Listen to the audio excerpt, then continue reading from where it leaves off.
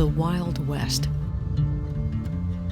defined a time and shaped a country.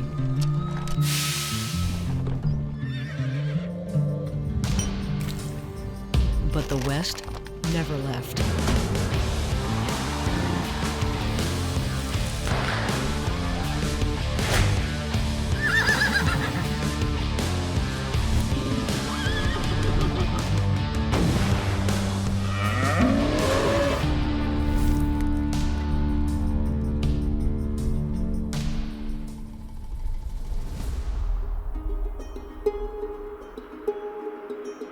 In southeastern Arizona, scorching deserts, verdant scrublands, and alpine meadows stretch out over millions of acres.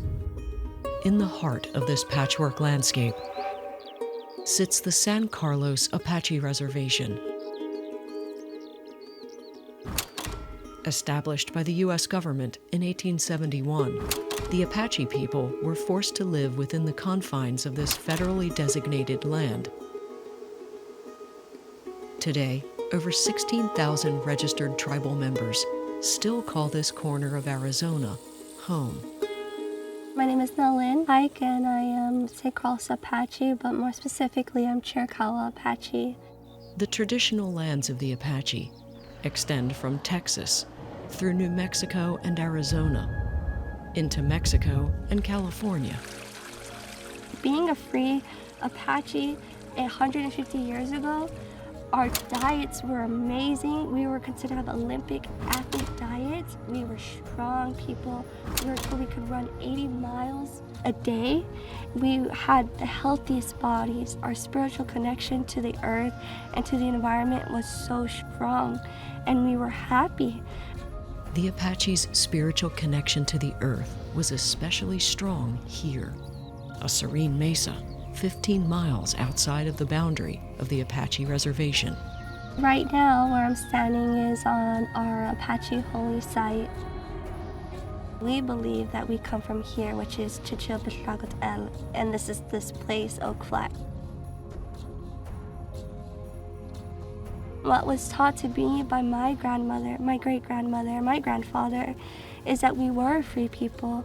We were nomadic people, people who lived free and wild and were intimate with the earth. You can live your entire life here at Oak Flat because there's water, there's food, there's medicine. For generations, Apaches have gathered at the site for religious ceremonies. They buried their honored dead here and gathered on these lands for the coming-of-age ceremony for girls entering into womanhood. And so having that understanding as a little girl, growing up to know that this place is where I'm free, and I could feel that spiritual connection. And then as I got older, I didn't really understand that this was a place that we were fighting for. In 1995, a massive untapped copper reserve was discovered under Oak Flat. With the modern world's ever-increasing reliance on copper for electronics and technology, this copper mine could be worth billions. But at what cost to the Apache people? After a decade of debate, Congress passed a law which transferred Oak Flat to a private mining corporation.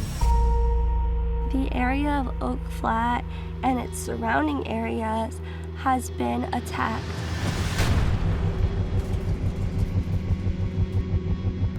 So there are two huge mining corporations, and they created this project to mine underneath Oak Flat, which is our holy land.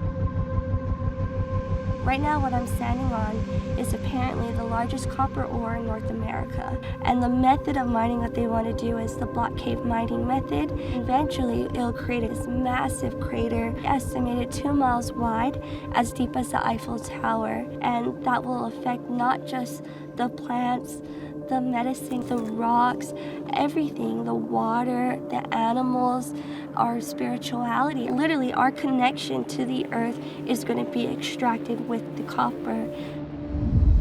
Nylin, her family, and their organization, the Apache Stronghold, have fought to preserve holy sites like Oak Flat, to defend their freedom of religion. But they're not just focused on preserving the past. They're fighting for a better future for the tribal members living on the reservation. The Apache Stronghold, we do a lot of things that are, fighting at the state and federal level. Apache people, as a community on the reservation, we're still living life as prisoners of war. We're still enduring low employment rates. We're still facing poverty. And the victims of that are our youth in our community. In 2018, Nylin and others began to raise money for the San Carlos Apache Sports Complex for local youth. I think it was really important for me to use my passion for skateboarding and my friends and my community and to give them that kind of highlight, and that was by building a skate park. Youth in our community, they could go to substance abuse, they could go to suicide, they could go to gangs and violence, but they chose to skate. Skating's saving their life without them knowing it, and it teaches them so much about you're falling to get back up.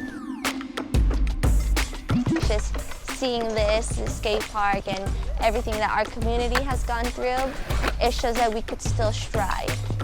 Whether it's building skate parks for her peers or preserving Apache's holy sites, the fight is on. For Nylin and her community.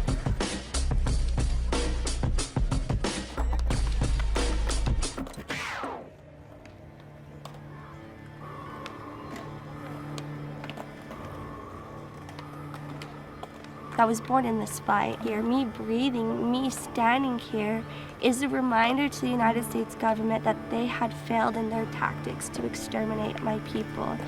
I still feel that fight, that warrior in me. It runs through my blood, and I believe that it runs through any Native child's blood, any Indigenous person who's alive. We have that fire, and I'm a firm believer that what my ancestors did for me, I should do for the future generations too. Hope for the future lies in Nylin and the community efforts of the Apache Stronghold.